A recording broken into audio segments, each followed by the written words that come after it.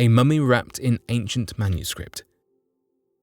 Back in 1848, at the height of demand for ancient Egyptian artifacts on the black market, a Croatian official by the name of Mihailo Baric took a vacation to Alexandria, where he purchased from an Egyptian black market vendor a freshly recovered sarcophagus containing a female mummy to bring back with him as a travelling souvenir. Although this would be incredibly illegal and difficult to accomplish in the modern day, during this time, the purchasing of ancient Egyptian artifacts was more than commonplace for those living in the region, and would not become far more strict until the rise of further popularity in archaeology and Egyptology during the rest of that century. This purchase, however, would remain in private collection until it was donated by its inheritors to the Archaeological Museum of Zagreb back in 1859. Prior to this donation, Mihailo Baric took it upon himself to remove the linen wrappings of the mummy to preserve them in a separate case, as the female mummy was preserved in another. It was due to this removal of the wrapping that the Archaeological Museum of Zagreb would discover that the inside of the linens contained a strange writing originally believed to have been Egyptian hieroglyphs. It was not until about 1870 that German Egyptologist Heinrich Brugsch would make the discovery that the writing on the linens was a different language altogether, leading them to theorize that it could have been an Arabic translation of the Egyptian Book of the Dead. This led the researchers into contacting an expert of the Coptic language, of whom would later claim that the language was that of Etruscan and was untranslatable. Today, the writings on the linens have been copied down and made into a book known as the Linen Book of Zagreb, which is the longest Etruscan text that has ever been discovered. To this day, no one is entirely sure why the mummy was covered in Etruscan text or what the text could possibly mean. The copper receipt of the Sumerians. Often regarded by researchers as being the oldest surviving written account in human history, others have referred to the copper receipt of the Sumerians as the oldest customer service document to have ever existed. Within this strange tablet, written with cuneiform, details a strange story featuring two shopkeepers, a messenger, and a number of references to raiders and tribesmen attacking the region. According to the copper receipt, the writer of the tablet, a business owner, had made a deal with another Sumerian business owner detailing the sale of a large amount of high-quality copper to be used for crafting. According to the writer, he had sent a messenger to the other business owner to retrieve the high-quality copper. However, the business owner took back his word and kept the payment ahead of time and told the messenger to take back a low grade of copper and that he should take it or leave it, but that nothing would change. This angered the writer, as he claims to have been a good business partner and does not understand where this sudden disrespect came from, and that he demanded to be reimbursed with the higher grade of copper, as he claimed that the messenger does not have an easy task, as he must venture between unsafe lands that hold raiders and attackers waiting to steal goods of all kinds.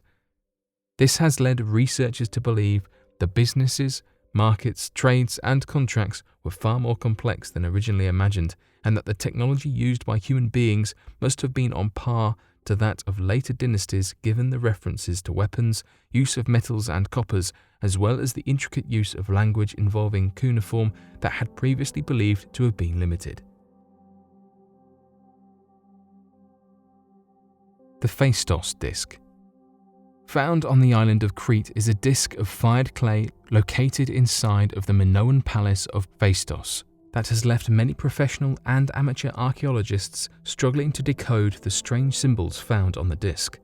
Interestingly enough, it appears that the disc follows a lot of the same principles of modern-day discs, such as creating the symbols in an outward spiraling motion, as well as having what appears to be a spiraling line starting from the middle of the disc and radiating outwards. The symbols are not recognized as being a language of any kind and have left many wondering if it is, instead, a number of visual symbols that have no specific meaning but are made to provide information based on context.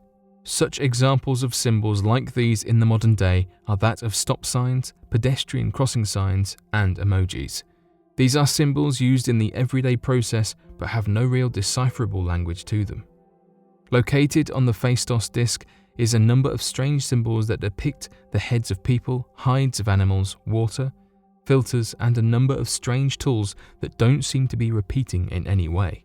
The disc also has two distinct sides, known as Side A and Side B, that depict different symbols that have no real connection with the opposite side.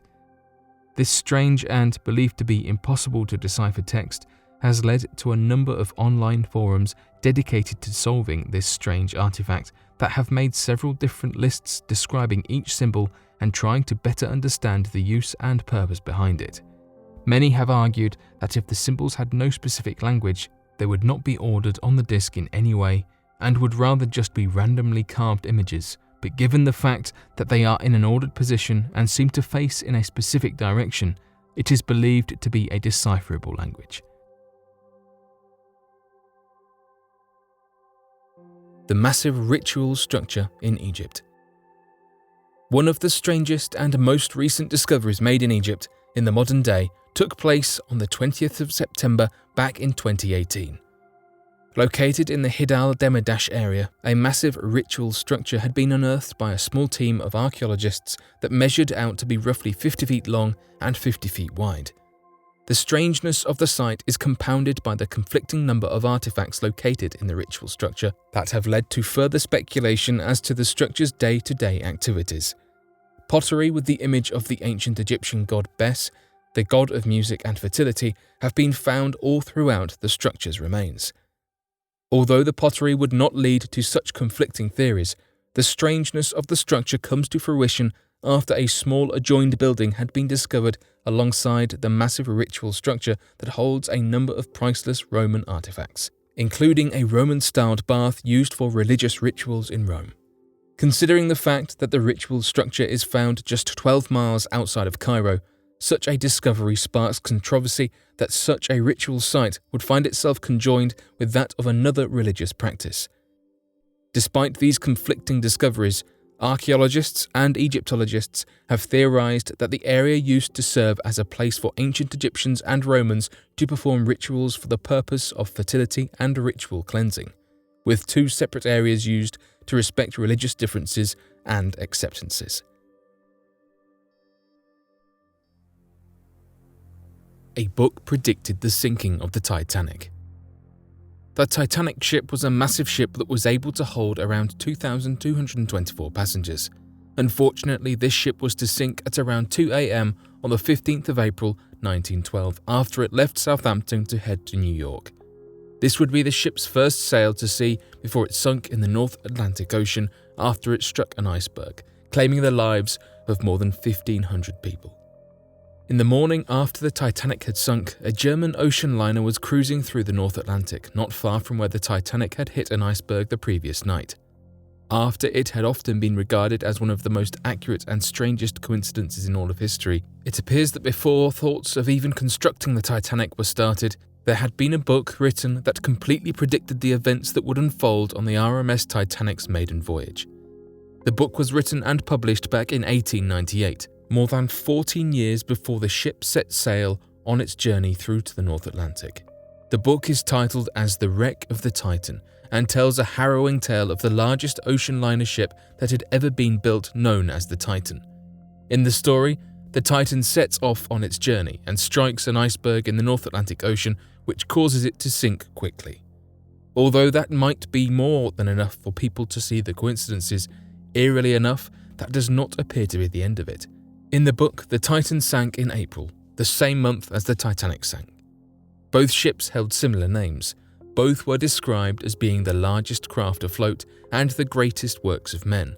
The book claimed that the Titan was over 800 feet long and displaced more than 45,000 tons of water, similar to the Titanic that was 882 feet long and displaced 46,000 tons of water. Both ships were described as unsinkable, while also utilizing the strengths of a triple-screw propeller. Both were described as having a shortage of lifeboats, as well as striking the iceberg at 25 knots on the starboard side 400 nautical miles from Newfoundland, exactly the same. And last but not least, both ships were described as carrying 2,200 passengers, of which the majority suffered a terrible fate. The cause for these strange coincidences are completely unknown, and even the author himself has been surprised as to the strange nature of the book and the way it matched the sinking of the Titanic. Another mystery involving a ship is that of a young woman known as Violet Jessup. She loved her job working as both a stewardess and a nurse on the ship the HMS Olympic. Unfortunately for her, the ship she was working on would later collide with another ship known as the HMS Hawk, leading to its sinking and the death of many of her friends and co-workers. This did not deter her, however, as she later went back to continue her work as a nurse and stewardess on the HMS Britannic. Unfortunately for Miss Jessup, during the Britannic's maiden voyage, the ship struck a mine which would lead to a tragic scene of the ship sinking, and many of its passengers perishing. But again, Violet Jessup survived and was dubbed Miss Unsinkable. Scarred by these two events, Miss Jessup swore that she would no longer work on a boat that could sink, and so quickly took a position working as a stewardess and nurse on the boat regarded around the world as completely unsinkable, the Titanic. Many are aware of what happened on this ship and the terrible events that would later occur. Still, despite this, Violet Jessup survived the sinking of the Titanic and gave up her job working on boats to settle for something a little less dramatic.